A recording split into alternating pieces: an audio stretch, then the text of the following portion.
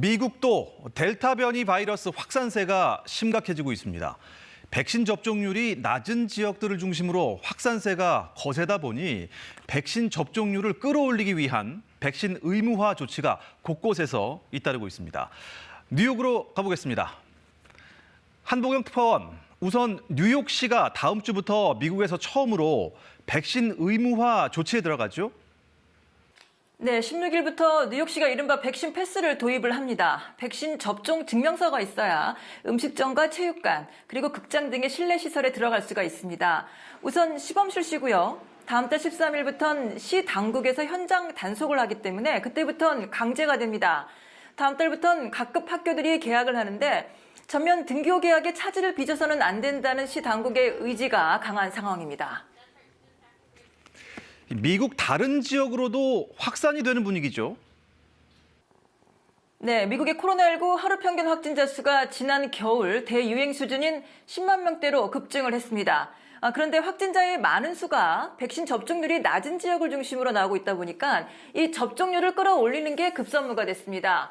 뉴욕 그리고 캘리포니아 정부 소속 공무원과 연방 정부 공무원들에게 의무화 조치가 내려졌고요. 군에도 접종 명령이 내려졌습니다. 그리고 뉴욕 증권거래소와 월마트 그리고 구글 등 대기업 수십여 곳 그리고 대학 600여 곳이 자체적으로 백신 의무 접종을 도입을 했습니다. 연방정부 차원의 조치는 하지 않겠다는 입장이지만 이르면 다음 달에 화이자 백신이 정식 승인을 받게 될 걸로 보여서 그렇게 되면 백신 의무화에 더 속도가 붙을 걸로 보입니다. 봉쇄는 다시 하지 않겠다, 이런 얘기 아니겠습니까? 그렇습니다. 델타 변이 바이러스로 인한 재확산세가 거세도 미국 정부는 봉쇄는 다시 없을 거라고 못 받고 있습니다. 이제 겨우 문을 연 경제를 다시 닫을 수는 없다는 건데 경제에 타격을 주는 봉쇄는 피하되 대신 백신으로 방역하겠다는 뜻입니다. 백신을 맞으면 혹여 코로나19에 걸리더라도 중증으로 가는 가능성은 거의 없다는 점도 그래서 강조를 하고 있습니다. 이른바 위드 코로나로 방향을 잡았다고 볼 수 있는데 물론 백신을 충분히 확보한 미국이라서 가능한 얘기입니다. 아무래도 그렇겠죠. 백신 보급이 잘 안 되고 있는 동남아나 중남미 국가들은 어쩔 수 없이 이 봉쇄 정책을 고수하고 있지 않습니까? 네, 델타 변이 바이러스 확산으로 사망자가 너무 많이 나오고 있어서 어쩔 수가 없는 상황입니다.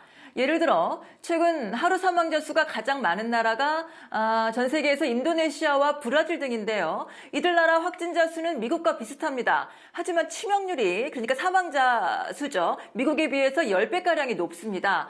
일단 백신 접종률이 일정 수준까지 올라갈 때까지는 빗장 걸어 잠그고 있는 것밖에 뾰족한 방법이 없는데 백신 공급이 잘 안 되고 있는 게 문제입니다. 백신을 접종하기 위해 뉴욕에 사는 딸 집을 찾았다는 태국에서 온 관광객을 만나서 얘기를 들어봤습니다. เนื่องจากว่าประเทศไทยนั้นมีการล็อกดาวน์ทำให้กระทบต่อธุรกิจเป็นอย่างมากโดยเฉพาะธุรกิจประเภทการท่องเที่ยวแล้วก็การบริการร้านอาหารต่างๆต้องปิดตัวลงหรือหยุดบริการชั่วคราวลงครับทำให้เศรษฐกิจตอนนี้แย่ลงมาก 봉쇄가 오래되다 보면 결국 나라 경제에도 타격이 있을 수밖에 없겠죠. 물론입니다. 국제통화기금 IMF가 최근 내놓은 올해 경제성장률 예측치를 보면은요, 미국 등의 선진국은 상향 조정이 됐는데 아시아권의 신흥국과 개도국 전망치는 1%포인트가량 하향 조정됐습니다.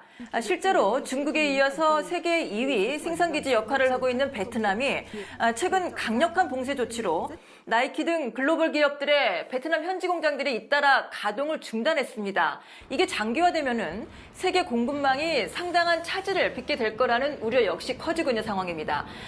베트남의 백신 접종률은 1%대에 머물러 있습니다.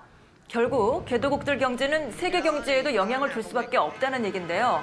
IMF는 백신 불균형으로 개도국들의 경제 회복이 지연되면은 오는 2025년까지 세계 총생산에 4조 5천억 달러 손실이 발생할 거라면서 이 가운데 1조 달러 이상은 선진국, 그러니까 부자 나라들의 손실이 될 거다, 이렇게 경고하고 있습니다.